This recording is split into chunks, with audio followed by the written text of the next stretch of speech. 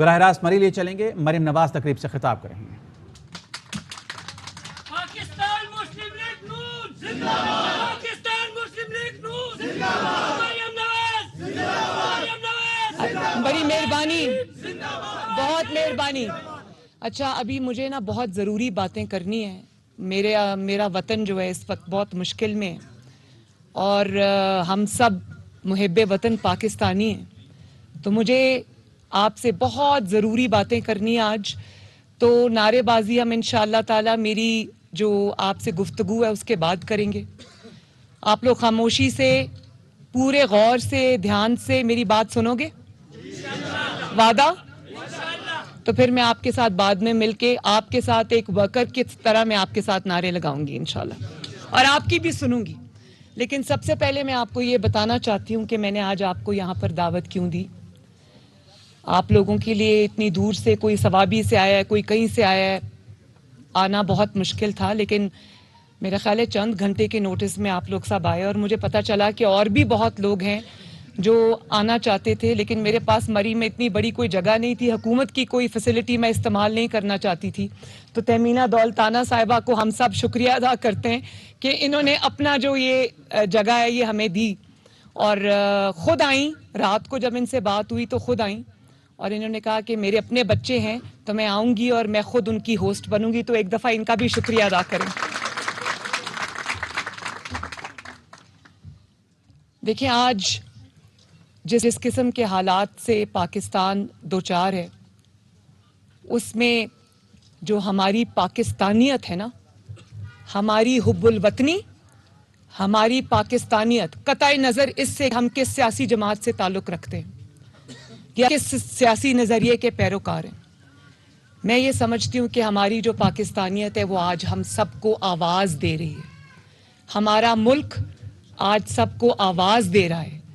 اس ملک کو پچھلے کئی سال میں اتنے زخم لگے ہیں، چاہے وہ معیشت کے اوپر جو کاری ضربیں لگی ہیں، اور آج معیشت کا یہ حال میں آپ کو بتاؤں کہ معیشت کا، میں نے پہلے بھی یہ بات اپنی تقاریر میں کہی کہ جب ہم حکومت سے باہر تھے تو ہم دیکھ رہے تھے کہ پاکستان کی معیشت ICU میں ہے، پاکستان میں مہنگائی جو ہے وہ عروج پہ ہے، غریب کے پاس روٹی نہیں ہے، غریب کے پاس آٹا چینی نہیں ہے، مریض کے پاس دوائی نہیں ہے، اور وہ حکومت اتنی بے حس حکومت تھی کہ 4 سال انہوں نے سوائے انتقام کے یا سرکاری وسائل اپنی ذات پر خرچ کرنے کے لیے انہوں نے کچھ بھی نہیں کیا، اور نتیجہ یہ ہوا کہ اچھا بھلا 2017-18 کا ترقی کرتا ہوا پاکستان آج ہر شعبے میں تنزلی کا شکار ہے۔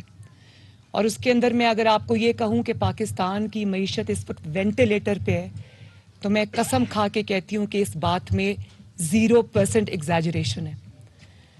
IMF کے ساتھ جو معاہدہ عمران خان کر کے چلا گیا تھا 30 روپے لیٹر پیٹرول ڈیزل بڑھانے کا، اور IMF کے ہاتھوں پاکستان کو گروی رکھ کر چلا گیا، اسٹیٹ بینک کو یہ کہتے ہیں نا ان کے خلاف سازش ہوئی عالمی، اس سے بڑی پاکستان کے خلاف سازش کبھی کسی نے نہیں کی جو عمران خان کر کے گیا۔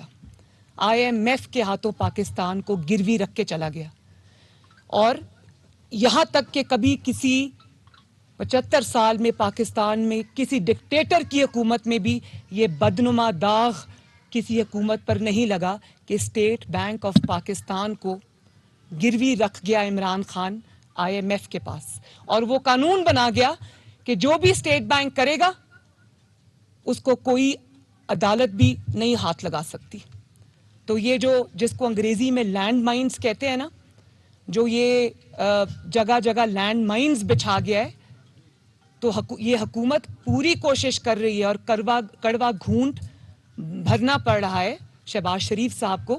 کل رات کو میری شہباز شریف صاحب سے میٹنگ ہوئی تو مجھے پتا چلا کہ اس وقت کیا حالات ہیں، اور آپ یہ دیکھیں کہ یہ اتنا بڑا نااہل اور نالائق تھا، اس کی پرائیورٹیز اتنی غلط تھیں کہ پاکستان کے تمام وہ دوست ممالک جو کبھی پاکستان کے دوست ممالک کی صف میں کھڑے ہوتے تھے، آج سارے دشمنوں کی صف میں یہ اپنی بے وقوفیوں سے دھکیل گیا ہے۔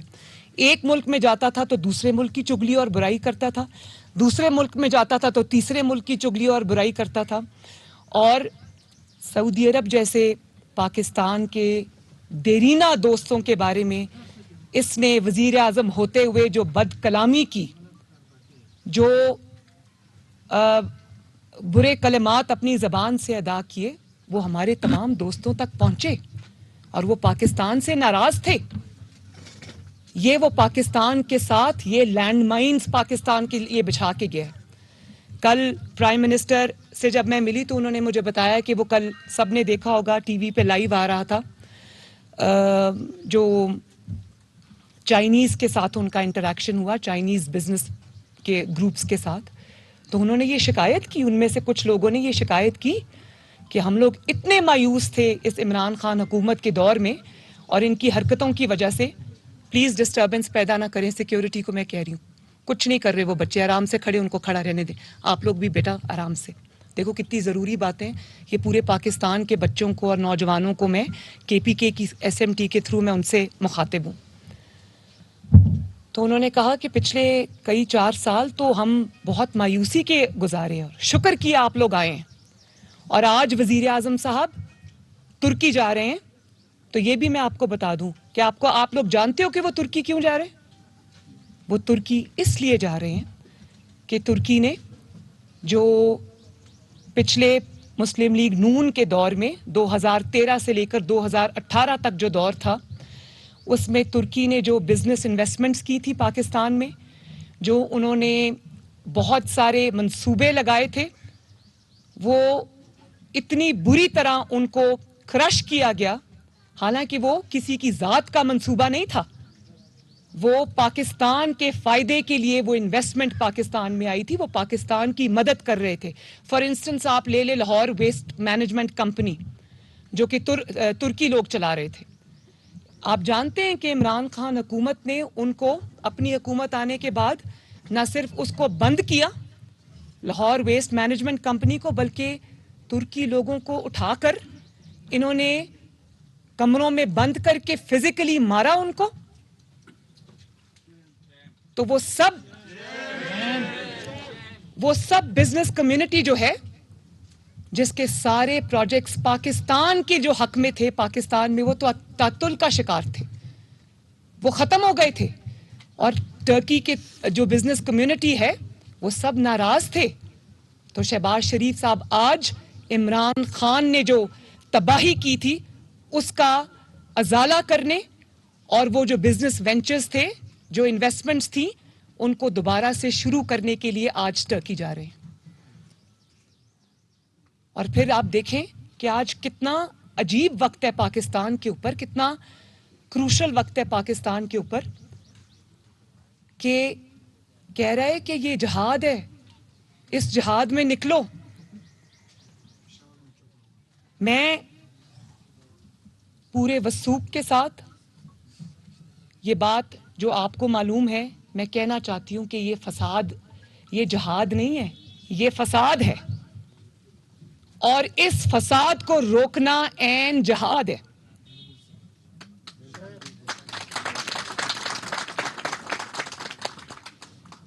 آپ دیکھیں کہ اس نے خود کل ایک انٹرویو میں اعتراف جرم کیا کہ میرے لوگ مسلح تھے لانگ مارچ میں، جس کو انہوں نے یہ بند ہو گیا، اس کو دیکھیں، چل پڑا. اس نے کل اپنے ایک انٹرویو میں یہ اعتراف جرم کیا. اللہ تعالیٰ انسان کے منہ سے چیزیں نکلواتا ہے کہ اس نے، یہ تو مجھے پتا ہے کہ اس کی چہرے سے ویزیبل ہے کہ جب سے اس کا لانگ مارچ تاریخی ناکامی سے دوچار ہوا ہے تو اس کے چہرے پہ پریشانی کے بھی آثار ہیں، ان کی جماعت میں بھی لڑائی ہے، اور وہ خود عمران خان کی اس پالیسی سے تنگ ہیں. تو اسی فرسٹریشن میں جبکہ میں نے اس کو مشورہ دیا تھا کہ ایسی حالت میں کبھی بھی میڈیا کے سامنے نہیں آتے، نیند کی دوائی کھا کے سو جاتے ہیں گھر میں. لیکن انہوں نے سوچا کہ میں ڈیمیج کنٹرول کروں، تو اسی ڈیمیج کنٹرول میں ان کے منہ سے کل نکل گیا یہ اعتراف جرم اس نے کر لیا کہ میرے لوگ مسلح تھے، میرے لوگوں کے پاس ہتھیار تھے. تو حکومت پاکستان، وزیر اعظم پاکستان اور ہمارا انٹیریئر منسٹر رانا ثناء اللہ جب یہ لانگ مارچ آ رہا تھا تو کیا کہہ رہے تھے؟ وہ بھی تو یہی کہہ رہے تھے کہ ہمارے پاس انٹیل رپورٹس ہیں کہ یہ مسلح لوگ لے کر جتھے لے کر وفاق پہ حملہ آور پاکستان پہ حملہ آور ہو رہے ہیں.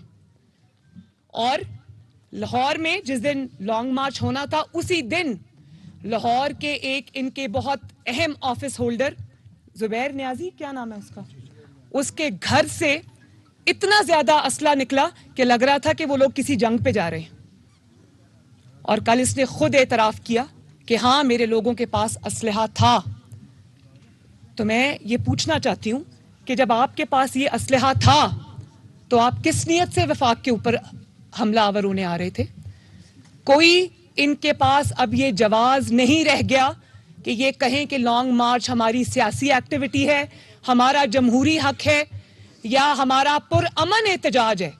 مجھے یہ بتائیں کہ پرامن احتجاج ہے، آج ہمارا پرامن جلسہ ہے، اس میں کتنے لوگوں کے پاس ہتھیار ہیں؟ میرے کتنے جلسے ہوئے ماشاءاللہ. مسلم لیگ نون کارکنان زندہ باد. بیٹا ایک منٹ، گیلانی ایک منٹ. میرے اتنے جلسے ہوئے، کسی ایک کے پاس بھی کوئی ہتھیار نہیں تھا، کیونکہ ہمارا مقصد شر پھیلانا نہیں ہے، ہمارا مقصد فتنہ پھیلانا نہیں ہے، ہمارا مقصد فساد پھیلانا نہیں ہے. تو یہ جو ان کا فساد تھا نا، جو نقاب تھا ان کے چہرے پہ کہ ہم مریم ہمارا نواز جمہوری حق ہے. خطاب کر رہی ہیں.